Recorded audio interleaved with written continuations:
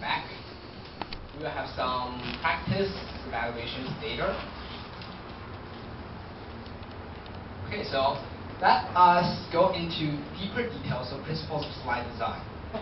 The principles are simple. There are only three. Okay. Oh wait. Oh, there'll be slide evaluation later. Yeah, of course. And there are only three principles. The first one is clarity. The second one is relevance. And the third one is visualization. And in these three principles, you'll be learning correspondingly easy to understand professional designs and how to form impression and catch the attention of your audiences. So let us begin with the first one, clarity. A common mistake for presentation is to put every of these words into your slide because it makes it meaningless and boring. The audience can just read the slide and forget about the speaker. So how can we solve this problem? It's easy. When you have a great opinion, like much opinion, don't put everything on the slide. Or sometimes it depends, like who are you going to present to? Like if you're presenting to your professor, then maybe you can write more. If you're presenting to your classmates or maybe some of your or non-related field academic studies audience, then maybe you can make it simple. So how can we make it simple? We pick up the important words. Like in this paragraph, the important words is common mistake. Put every single word on what you want to say. And we can disregard the unnecessary information and simplify. So how to fix it? Don't put every single word on what you want to say. Now that looks more easier to understand. So tip one is to leave what is important. Now let's look at another example. Like today, I'm going to introduce about the Toastmasters Club, but I have these much bullet points. Again, we find out what's the important elements, like the red words, nonprofit educational organization, date, members, countries, and the purposes. And then we simplify. There we go. Now that looks more convenient to read. Again, the first tip is to leave what is important. But how do we tell something is important or not? Basically, there is a pattern or there is a common thought. Like numbers, of course. Capitalizations or noun. For example, names, proper noun, or the subject. Like Toastmasters. And the verb, because it sometimes serves the purpose of the meaning in this slide. Like training, like competent communicator or competent leader training. What if, like today, there's too much information? Like after you try to simplify these words, but you still have too many bullet points, and what can you do? Well, there are two choices. The first one is, of course, disregard. Or the second one, if you think about overflowing or worry about overflowing the audience's like first eyesight, we can, oh, wait a minute. Before I tell what to do, I'm going to introduce the 555 rule first.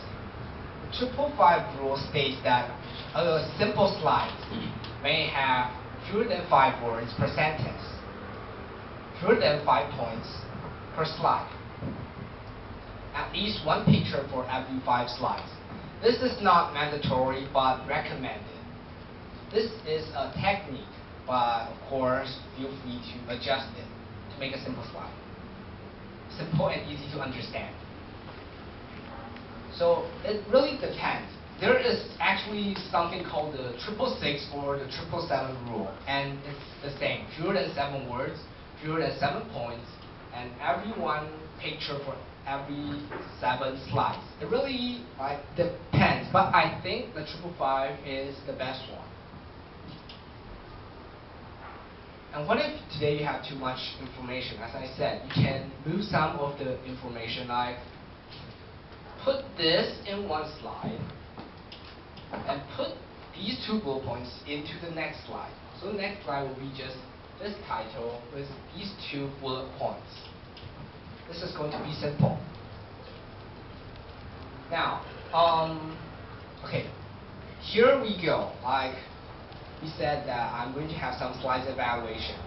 And I'm going to have these kind of practices in the middle. And I'm going to invite Richard to be the helper. Like he'll be the timer. Like when we're doing the evaluation of a slide, for example, this is the one that we're about to do. If you reach the like 60 seconds, I'm going to raise the, well, Richard's going to raise the green board. 90 seconds, 1 minute or 30 seconds, he's going to raise the yellow board, just like table topics. And 2 minutes, the red board.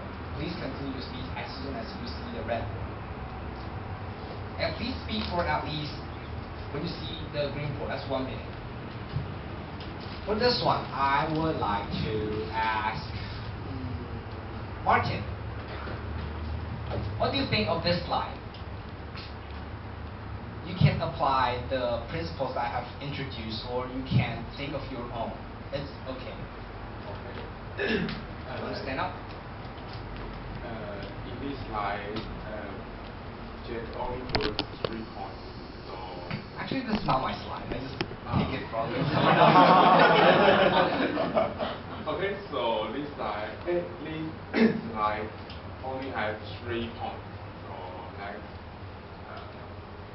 that's great. And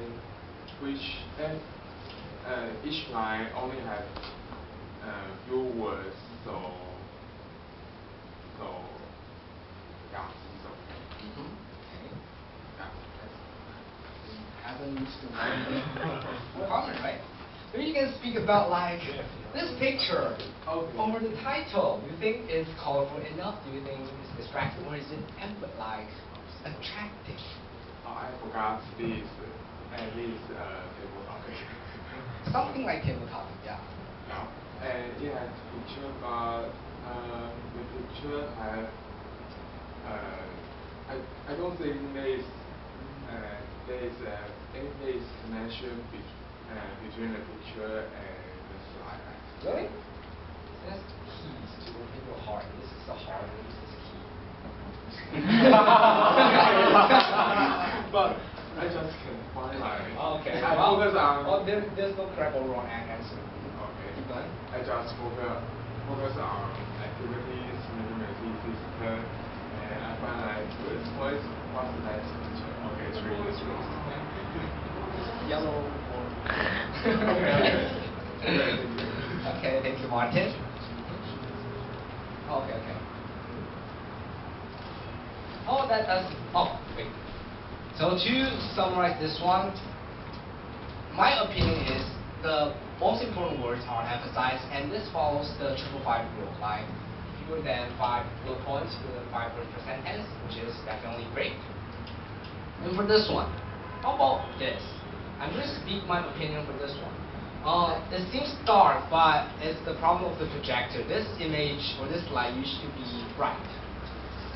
I like this one because the words are emphasized, and there are some like illuminations between the text. So even though it's written on a fancy background, it can still be seen, which is friendly to the reader, of course. And 3 bullet points, but most of the sentence has more than 5 words, but it's okay. It depends on your purpose. If you really have some information to deliver, then it's okay to go over 5 words. And I like the decoration of the background because this butterfly served as a great design, but it didn't affect the reading of the words. So this is a good one, I suppose. Okay, so let's go deeper into the first principle, clarification. Here, let's look at the sample lecture. This sample lecture discusses about how to attract your audience. There are 4 ways. Telling a story is a good way because when we're small, we all love to listen to bedtime stories from our parents. Or asking a question is a form of interaction with the audience, and it's like performing communication while presentation. The audience will focus on their attention. Where using analogy can help the audience to understand the difficult concepts in the presentation, and a sense of humor creates a great effect to attract the audience attention. This is quite tedious and boring, but it seems to like it serves a great technique to attract your audience. But we need to simplify this. How can we do it and simplify but still leave the important information so that your listeners can understand? Again, pick up what is important. Like the first one, telling a story. And the second one, asking questions. And so on and so forth. Like the third one and the fourth one, I think using analogy and a sense of humor is important. So pick up the important word and simplify. Now this is something more easier to understand just by the first sight. And this is what most of the audience should be willing to see, rather than a bunch of words on the screen. So before I go into the next principle, let's first think about leaving what is important and